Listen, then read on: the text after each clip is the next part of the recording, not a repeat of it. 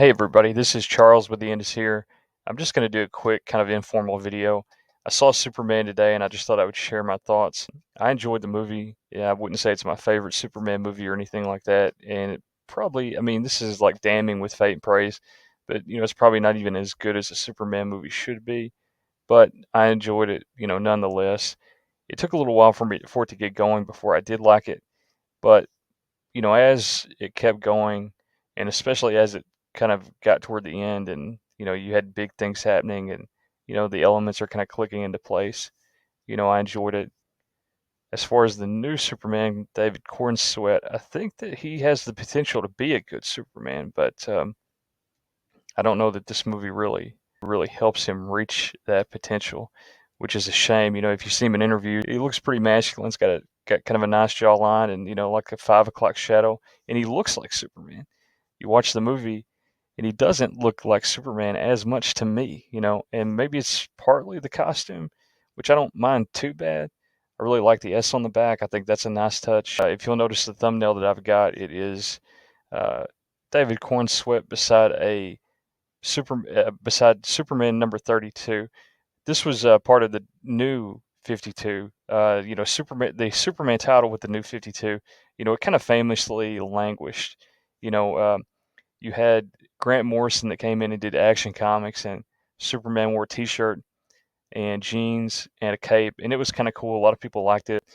George Perez did the Superman title, and I thought the artwork was pretty good on it. And I actually kind of enjoyed the Superman title. I think it could have been okay, and I think it would have been better if they let Perez keep going, but they took him off the book, and you just had a lot of shakeups. And finally, they brought in Jeff Johns, superstar writer, and John Romita Jr. Now, John Romita Jr. is my favorite artist, and this is his cover of Superman transforming. And if you'll notice, I feel like this picture of Corn Sweat and this picture of Superman as drawn by John Romita Jr. I think that they look a lot alike. In fact, when I saw this picture, I really thought they looked a lot alike. Now, some people are not going to like John Romita Jr.'s Superman art, but I thought it was great.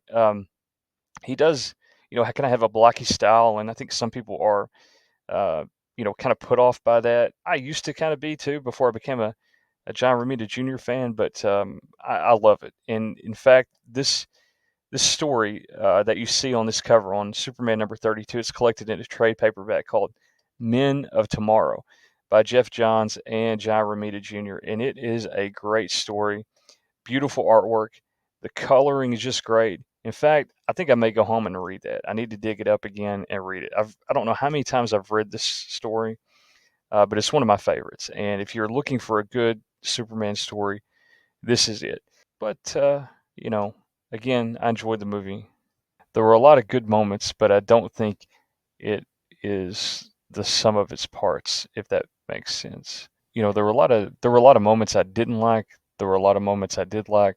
There was stuff about Jimmy Olsen. Reading it in the synopsis that leaked, I thought it sounded kind of cool. Now, in the actual movie itself, it's probably not as funny as maybe it could have been. It seemed like it's a joke that would work better if you had someone else in the part of Jimmy Olsen. Mr. Terrific was kind of cool. Probably the best scene in the movie is whenever they go. There's kind of a set piece with Mr. Terrific and Lois. They go to a military installation, and he kind of takes out all of these people, these guards and stuff.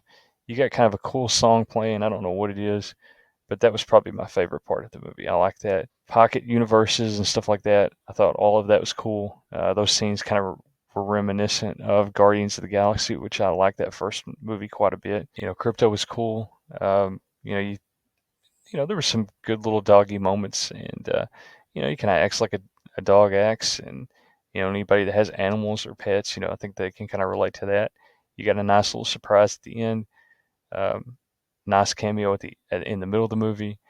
Really, like I say, I liked it okay. I wish it was probably a little better, but I did like it. After the movie, I went to the bookstore. I know that there's a tie-in novel. I wish we had novelizations for these movies. I love novelizations, but they're not doing novelizations anymore. But they'll do a tie-in book, and there's a tie-in book called Welcome to Metropolis. I'd like to get that and read it. I stopped at the bookstore to see if they have it. they didn't, I may order it. I don't know. I thought, oh, as much as I enjoyed the movie, maybe if they've got it, I'll pick it up and I'll read it over the weekend. But anyway, it's not the greatest movie of all time. I wouldn't even say it's like a whole lot of fun. I think there's a lot of it that probably doesn't really work all of that well. But I would recommend the movie if you're a Superman fan. It's a nice diversion for an afternoon.